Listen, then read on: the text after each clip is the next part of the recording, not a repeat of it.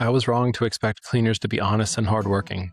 I was wrong to expect guests to act like me. Have you realized yet that it's not all sunshine and 5-star reviews? That means you're in the right place. Today, we're helping Raj, an investor looking for a good deal here who wants to understand the dynamics of one of our largest HOAs, a Pocono Country Place. Specifically, he's wondering why the deals here appear to be so great, and it may be too good to be true. Because this is the community where we talk about the gross, awkward, and the operational messes, as well as the real strategies that keep you going instead of quitting. Because this industry is somewhere where you can win big, where you can ignore education and you can quit. Welcome to Short-Term Rental Problems and Solutions. Let's get into today's email. Hello, Jeremiah. As I've been researching different HOAs and investment properties, I'm trying to satisfy 3 key criteria. Diversify beyond the stock market while earning at least a 20% cash-on-cash return. Buy a home my family and visiting relatives can enjoy a few times each year. And stay under a purchase price of $375,000. I'd also prefer something that's as turnkey as possible. Furnishing and decorating or adding a few guest-friendly upgrades is fine, but I'd rather avoid a major renovation. One thing keeps catching my attention.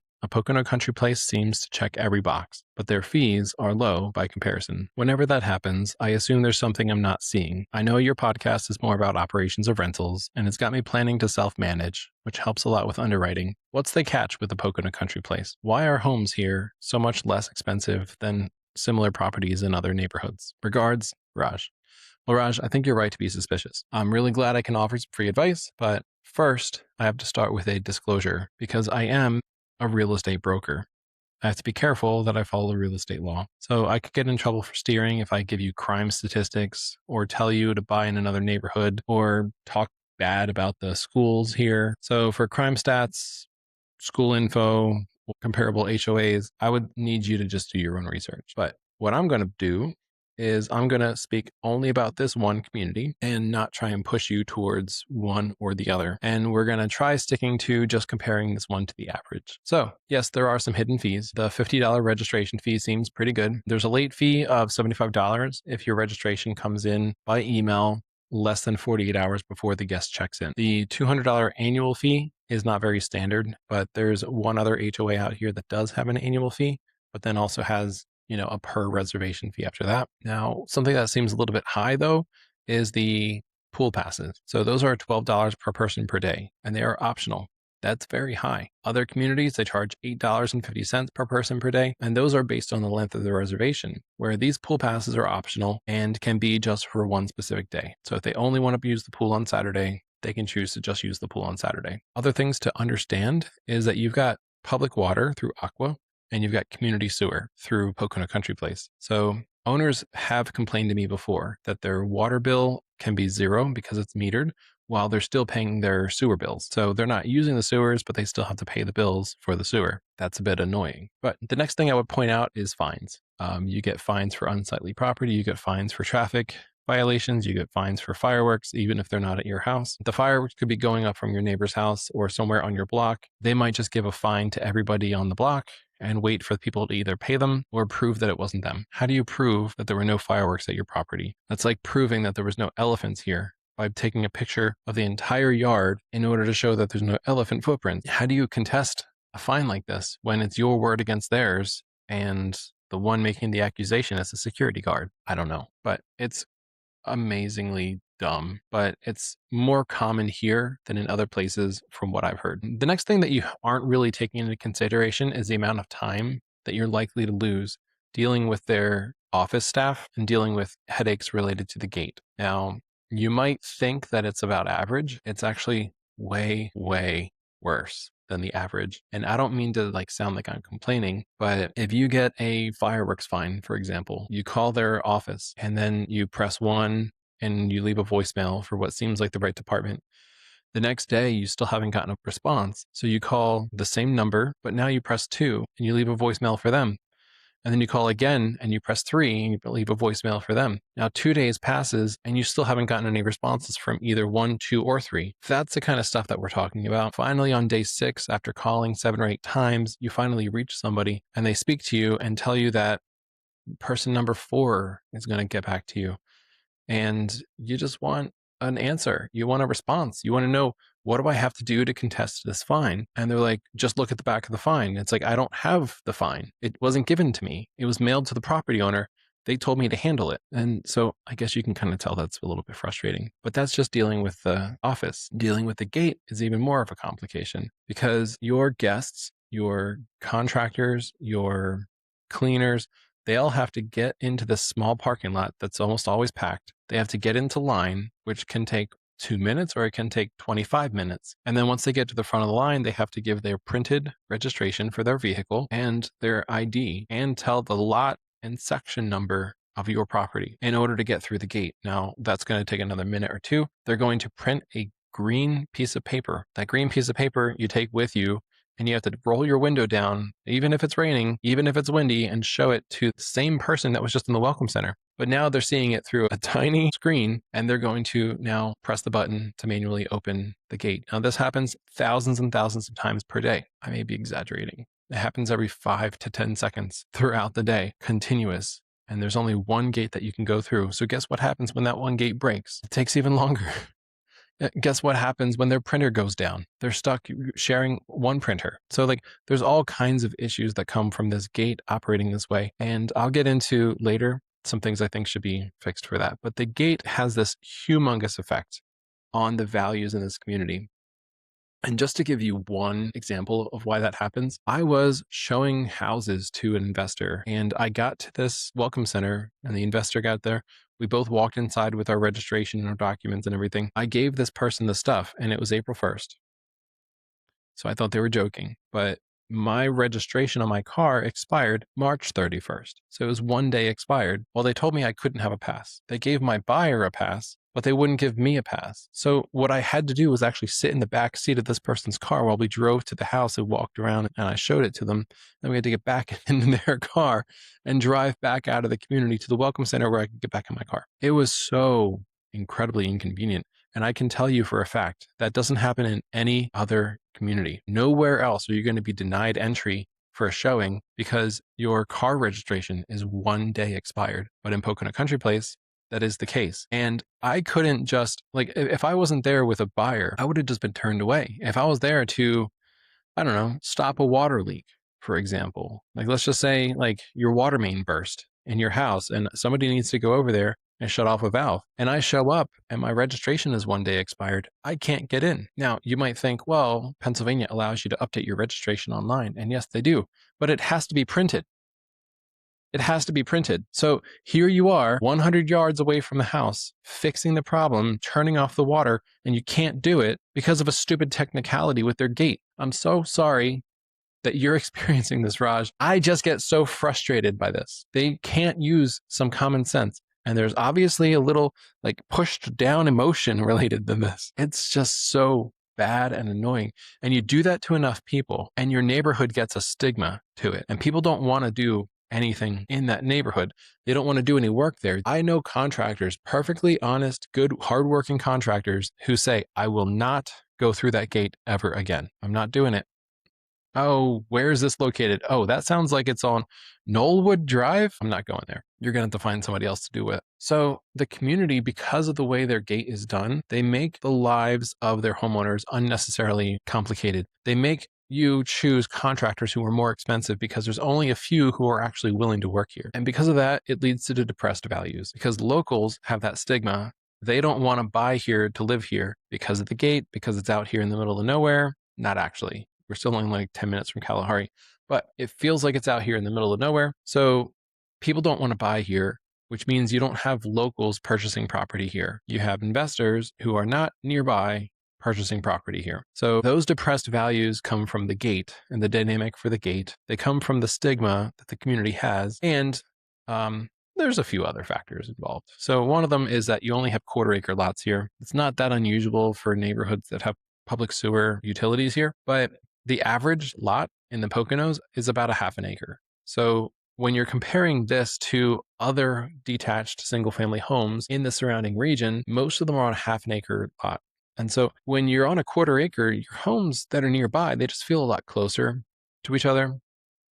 And a big reason to come here in the summertime is to be outdoors. So we have decks and we have patios and we have hot tubs and fire pits and things like that. They're all outside. But when you're outside, you want a little bit of privacy and you want to be able to play your music and not worry about your neighbors complaining. And you don't have to worry about like quiet hours. That's kind of one of the reasons why you should have bigger lots. But there's quarter-acre lots. So with that comes down the values a little bit. Same thing is true for other homeowners associations that have quarter-acre lots, but that is leading to the depressed values. Another thing is neglected properties. So there is a halfway painted home on your way to where I'm located now. I'm sitting in one of the properties that I manage in Pocono Country Place. I manage like 12 properties over here. But on the way here, there's a house that's a quarter corner lot and it's got paint only on one half of the house. It was clear that somebody stopped partway through painting this house and it looks bad. Now, I was talking about fines earlier. I'm 100% certain that that property owner is getting fines, $100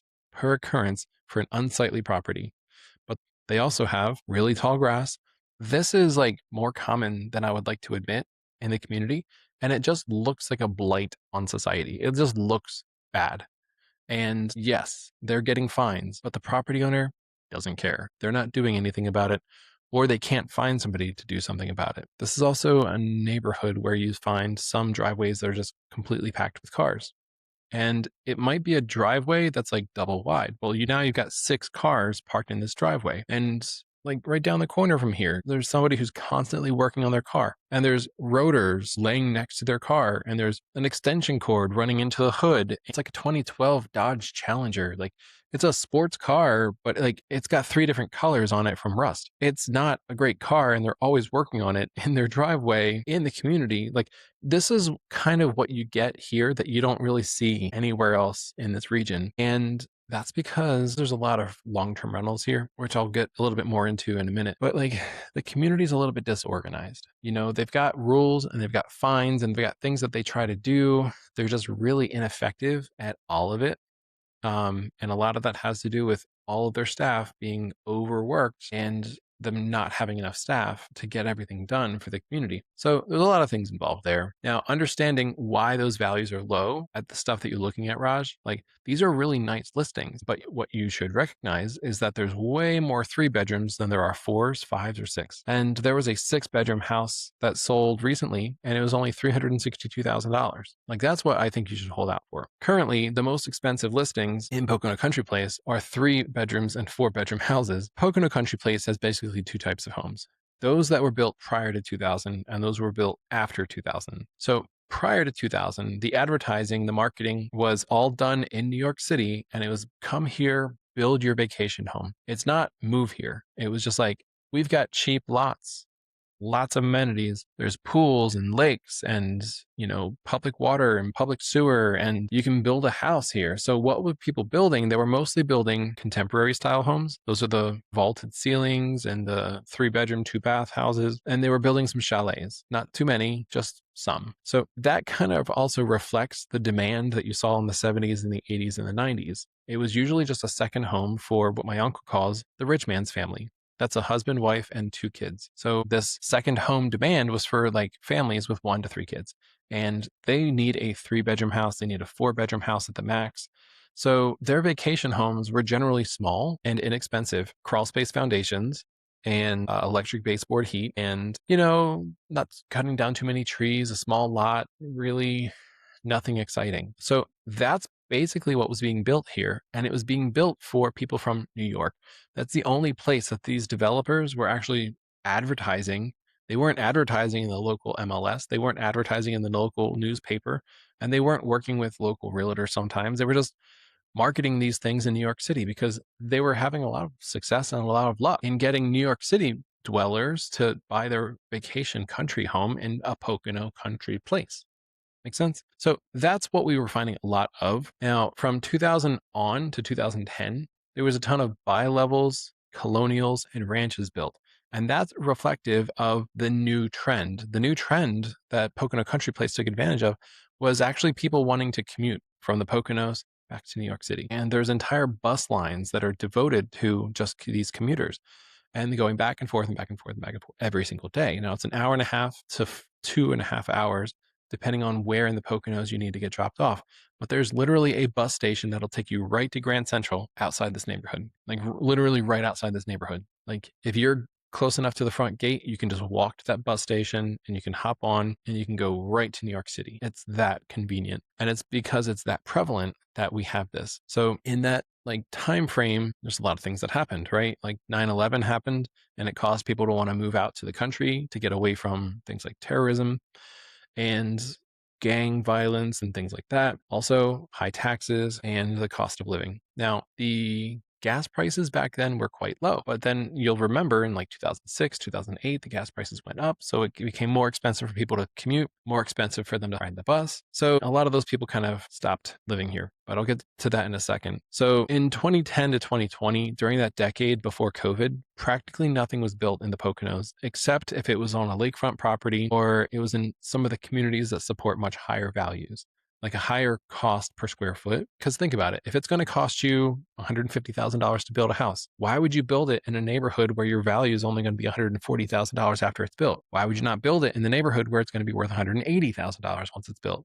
Or put it on a lakefront, pay $100,000 for the lot, and now the house itself is worth $350,000. So your biggest opportunity for equity is on those choice lots. And that's the only spot where people were actually building from like 2008 all the way up until 2020. So then the COVID bump happened and it affected a lot of things. But another thing to understand before I move on to that is this oversupply of 3-bedroom homes is also because of traveler trends. So what we're seeing is basically 2 types of travelers. There's not enough supply for the like multi-generational, I need 5 bedrooms, 6 bedrooms, 7 bedrooms, all these separate spaces. If you've got like 3 or 4 primary suites, like ensuite, like bedroom, bathroom combos, and you've got enough extra rooms for all those little kids, then you've got a property that's in high demand because there's not many like you. And there's a lot of travelers that are coming to the Poconos that want that exact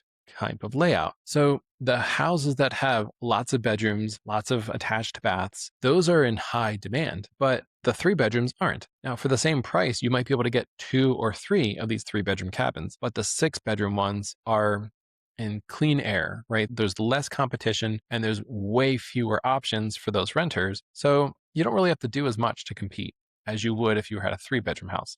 The other traveler trend is people without kids. So these people, they only need 1 bedroom and 1 bath. It's usually a couple. They sometimes have a dog or a cat or a parrot that they want to travel with. So making it small, cute, and pet friendly is another winning opportunity. But what we're finding is that there's fewer families because those families are much more involved with keeping up with the Joneses, going to school, sports, that sort of stuff.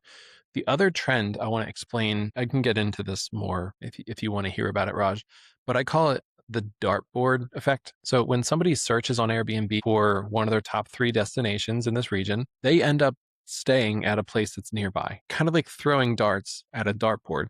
You're trying to hit the bullseye, but where you end up sometimes is not the bullseye. It's like the first circle out or the second circle out. So to give you an example, if somebody wants to stay near Camelback, they want to come up here and they want to ski, then they're going to type into Airbnb for travelers going to Camelback. Now, what Airbnb is going to show them is properties that are in Camelback, like in that close vicinity to Camelback. That's the center of the dartboard.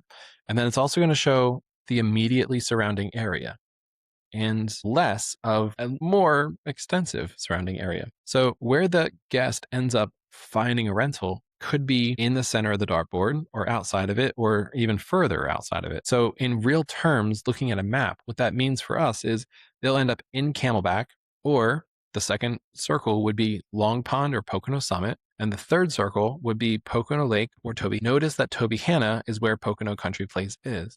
And that is a third circle. Now, you don't want to be the 4th circle because that doesn't even show up in the search results. But on, if demand goes up, then there's more of that 4th circle, 5th circle stuff going on where people are going further away just to get to Camelback. The other 2 ones that I think people are really looking for is Kalahari, which is not the name of a town, and Lake Harmony. So I think they're looking for those 3 places.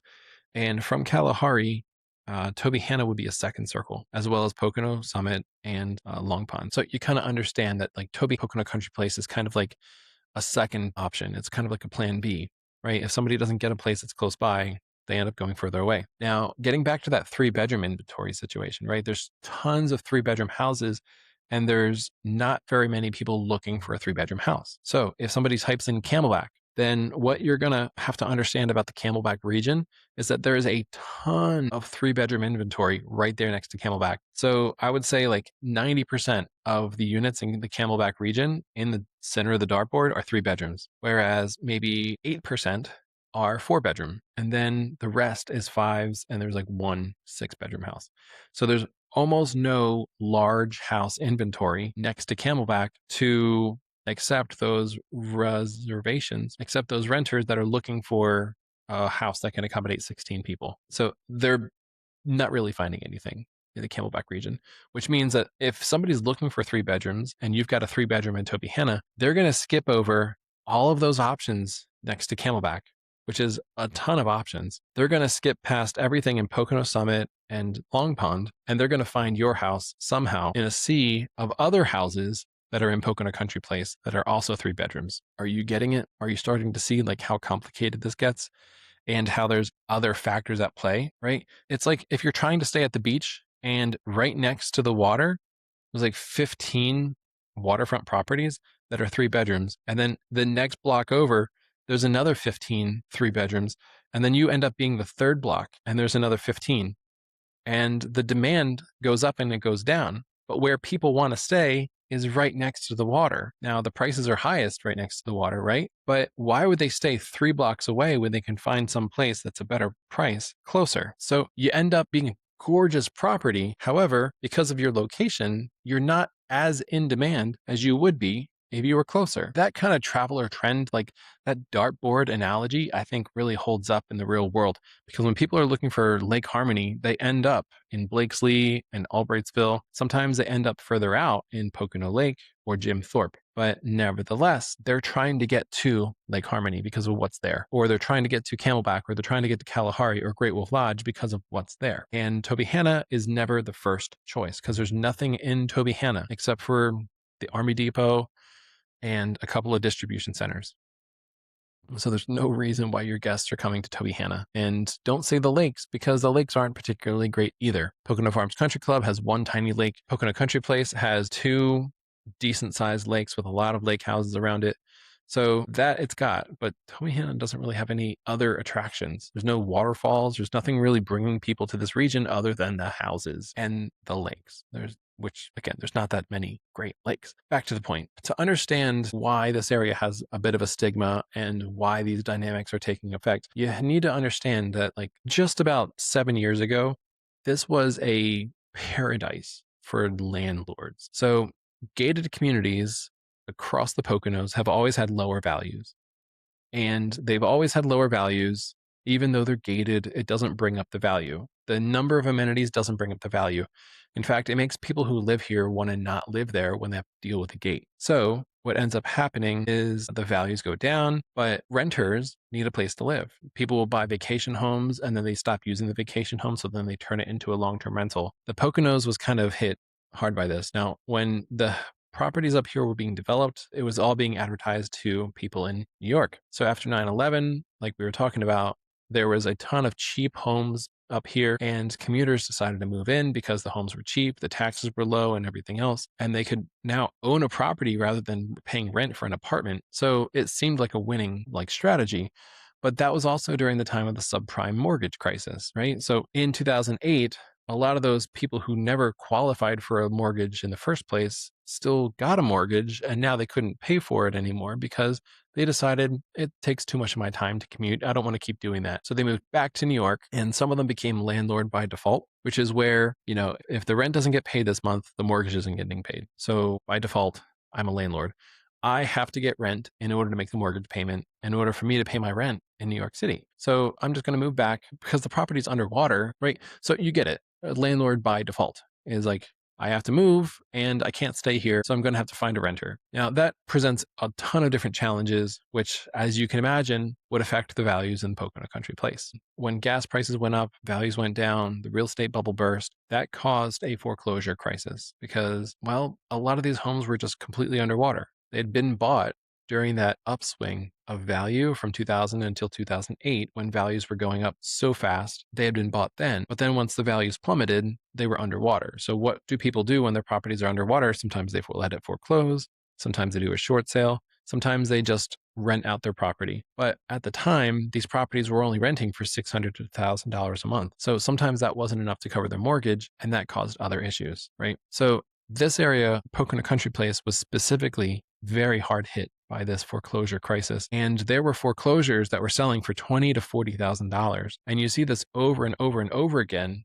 in the records, that homes up here were being sold for these really, really low dollar values. And then they weren't even like in bad shape necessarily. They were being turned over and turned into long-term rentals. So landlords had this fabulous opportunity to invest like $25,000 and to start making $600 a month on it. That's incredible. Usually to get $600 a month, you have to pay $60,000. So like real estate was on sale in Pocono Country Place. In other neighborhoods, they just weren't selling for $20,000 to $40,000.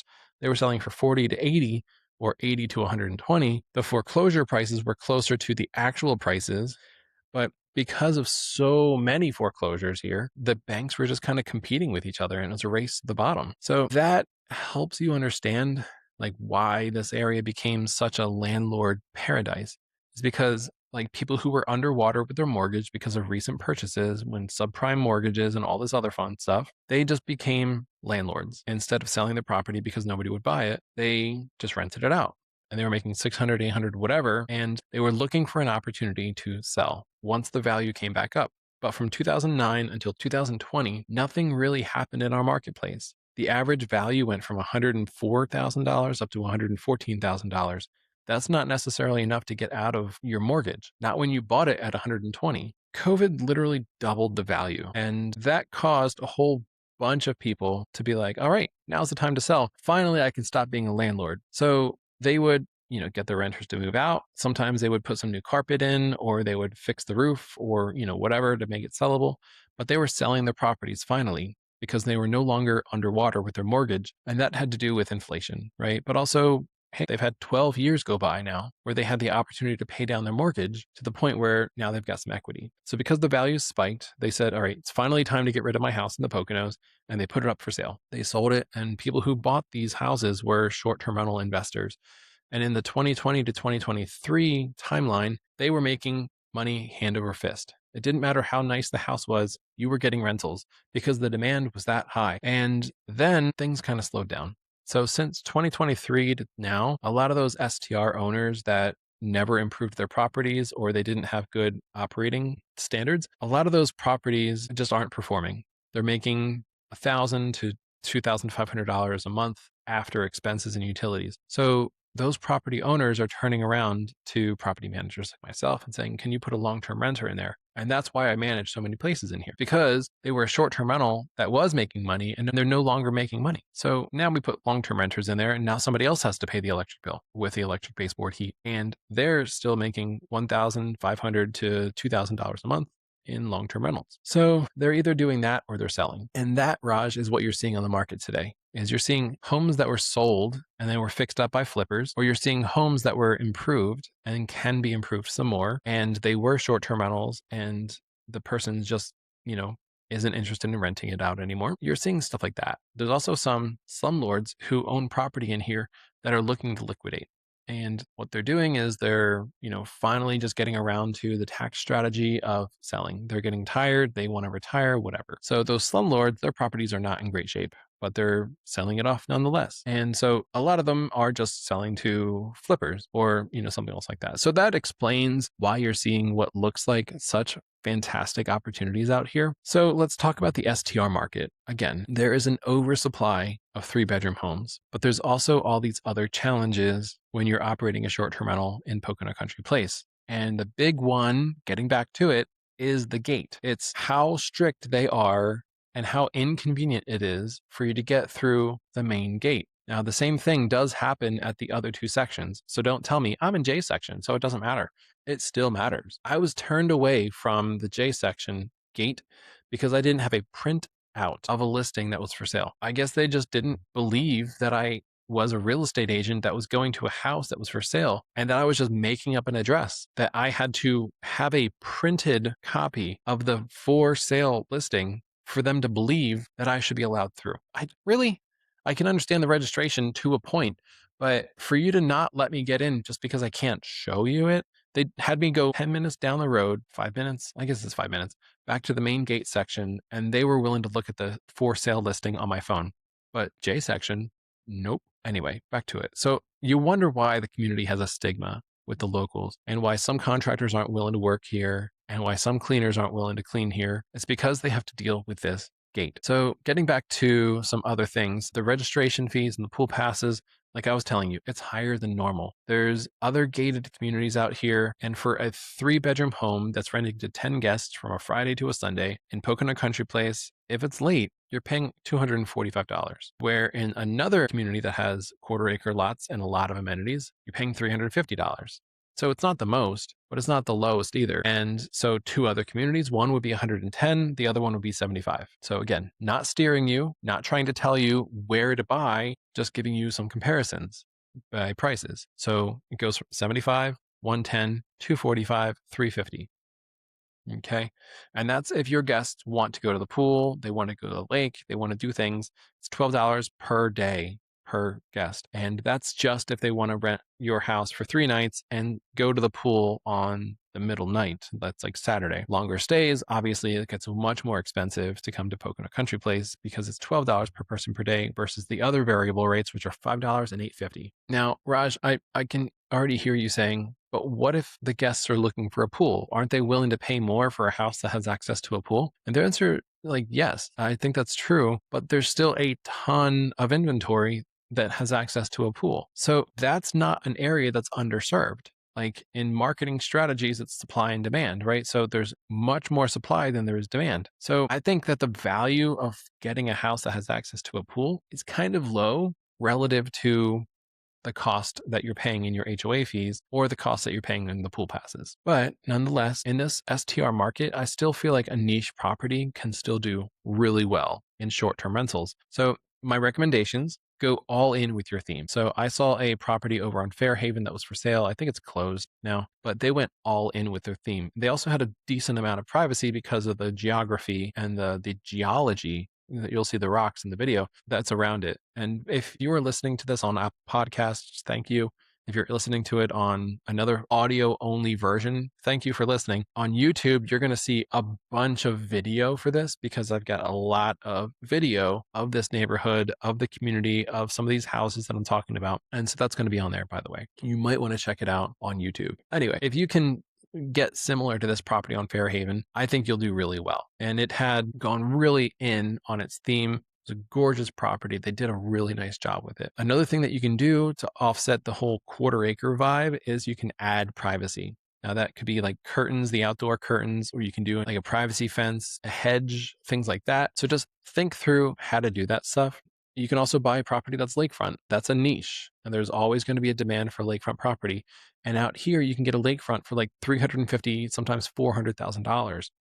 And now it is a fixer upper at that price, but like usually lakefront out here starts at 600. So the fact that you can buy in Pocono Country Place a lakefront property for like, 40% off is like incredible. So that's an area of really strong opportunity. If your house is like the one on Classic Drive, which again, I'm going to show you some videos now of that, it has an indoor pool that will also do really well. Now, there's indoor pools other places in the Poconos, but in Tobyhanna, I'm pretty sure this is the only one. So if you want an indoor pool, you're paying a premium if you're looking in Tobyhanna. That's the idea. Now, I think there's also an opportunity if you're buying in this community. I think there's an opportunity if you are right next to the pool. The pool is a really nice amenity, and I talk about how expensive it seems like it is for the pool passes. But if your house is like backs up to the pool and you get the pool passes, which are like $500 a person for the whole season, then you can advertise that for your renters that there's no additional fees and it'll be really awesome and that sort of thing. I feel like there's a really good opportunity for that as well, especially if it's walking distance, because a lot of people are just coming from New York and they don't need an Uber to get to your house because they can just take a bus line. So there's benefits, to this location as well. It sounds like I'm complaining a lot, and I'm not. I'm telling you like it is. Like the challenge of the gate, how close the homes are, the number of long-term rentals here. Those are the downsides. But here's one huge upside, and here's what I'd really like to see you do, Raj. I'd really like to see you buy a property in Pocono Country Place and then run for the board of the homeowners association, because you don't have to live here to be on the board. It's not like the township supervisors. Once you are on the board, be instrumental in hiring a fantastic general manager. If you could find somebody that doesn't sanction incompetence and has some, some motivation and some power and some authority, like, you could put somebody in this general manager position that's going to really raise values. So right now you're basically getting these properties at like a 20 to 30% discount. But if you could turn that community around, you don't have to fix up the properties at all, and you're going to get a value that's 20 to 30% higher when you sell, just because you were instrumental in helping fix the problem. So that's what I'm getting at. So what would a great general manager do? Well, they'd hire some more staff, because there never seems to be enough people to get the the most basic amount of work done. People pay the fine instead of wasting their time talking to the office. That should not be the reason they pay the fine. They should not be known for being that bad at getting back to people, but they are. Anyway, they'd hire more staff in order to improve customer service. Now, the next thing that they would do is stop sanctioning incompetence, and they would fire the bad workers, the ones who don't know what they're doing, the ones who never got full training, the ones who are causing the problems. Fire them. And you might say, well, Jeremiah, that sounds like you're going to make everything much more expensive. You're going to raise, in order to hire more people, you have to raise salaries and benefits and things like that. Yeah, but it's marginal compared to the value that you get from that. Now, Jeremiah, don't raise our HOA fees. It's not going to happen. Or maybe it will. I don't know. I'm not on the board. But just hear out the whole plan, because I'm not done yet. What we need to see is it become more difficult, or dare I say impossible, to be a slumlord. Because if we could stop people from being slumlords, then we would actually be opening up those properties for purchase by other people that are not slumlords, and then the whole neighborhood's going to be taken care of. Now, the community requires inspections, but only for short-term rentals and only by the township. Well, they don't have anything for long-term rentals except for a registration form and an annual fee. But that fee doesn't do anything except for register your renters. So if they had a permit and if they had inspections, then they could say, you're not fit to rent. We're going to be reporting this to the township, and you're going to have to fix these issues. Now, if it's a halfway painted house, if it's an unsightly property, like, you can actually revoke somebody's permit. Like, so get these long-term rental landlords under control. That's something that a good general manager would do. Yes, seems like it's so obvious, right? If most of your properties are long-term rentals, then why can you not force your long-term rental slumlords to take care of their properties? It's just, man, it's the majority of the issue, okay, with making this community look like a slum, and you can handle it with good management. Getting back to it. A huge opportunity for savings. Huge. All right. This is where you're going to get all the money for these other things, is put your registrations online. Stop doing PDFs. Stop making this a manual task. You can have software take over this whole process. Registrations going online, getting accepted last minute without additional fees. It would be wonderful if you could make this something that guests can do, like a self-service, so that after the reservation is confirmed, I can send the guest a link where they can fill out their information. That way it stays private. Instead of having to put it onto some weird PDF, they can fill it out, it stays private, and whether the payment is taken there by credit card or the payment is taken from the property owner, I don't care. But make it something that's done electronically, because currently it's not done that way. And it, again, is super annoying. And whenever there's an issue with the payment or the late fees or whatever, it's impossible to get a hold of somebody in a timely manner to get that issue resolved. Getting back to it. So if registrations were able to go online with a little software, especially if it was self-service, that would be amazing. Now, stop using the gate strategy that you're using. It's lowering your values. Just fix the gate issue. So, well, that's easier said than done, Jeremiah. Do QR codes. What Arrowhead Lakes did was they had basically the same issue where people had to get out of their cars and walk into the office in order to get registered. Well, what you can easily do is what they did. And now it wasn't necessarily easy, but it's so much better now. And you can look at what they paid for this software program, but it's much better. Imagine how easy it would be as a contractor for me to just tell a property owner, send me the QR code, and then I will leave. I'll leave my current location and I'll deploy people to your location. Send me the QR code. The property owner can send a QR code because they go to their portal, they go to their app, they put in the contractor's information, what kind of truck they're driving, what year, color, and license plate number. And then they send the contractor a QR code. Contractor opens that up on their phone, scans it at the gate, goes right through, doesn't have to talk to anybody, doesn't have to print out their registration, nothing. That sounds amazing for Pocono Country Place. And it would solve the problem. And you've got sometimes, I've seen as few as 3 at any one moment, which represents 9 salaries, or as many as 7 people registering people at that welcome center. 7 people. So we're talking probably 10 to 15 salaries are tied up in the way that you're doing registration and your gate currently. You can eliminate all of those or train them to do other things. Pocono Country Place absolutely needs a new position called Public Relations Manager to eliminate the stigma, to put out the positive things that the community is doing, to advertise, to do things like this, which will actually improve the values. There needs to be somebody that reporters can call and speak to in order to get a statement from Pocono Country Place as a community. There's not. The general manager is not calling anybody back. Nothing is happening, which means that reporters are left to tell the news without any positive side to this news, which again just further enhances the stigma that locals don't want to live here. So, do the QR code. It's going to save you so much money in the long run. You can redeploy those human resources, the personnel, to things like public relations and keeping the staff that's not incompetent. How about that? Now, what else? It would be cool if short-term rental owners in the community worked together and they pooled their marketing resources instead of like competing with one another. Just want to put that out there. Another thing I highly recommend and that I think a good general manager would do is they would revise their COVID limitations.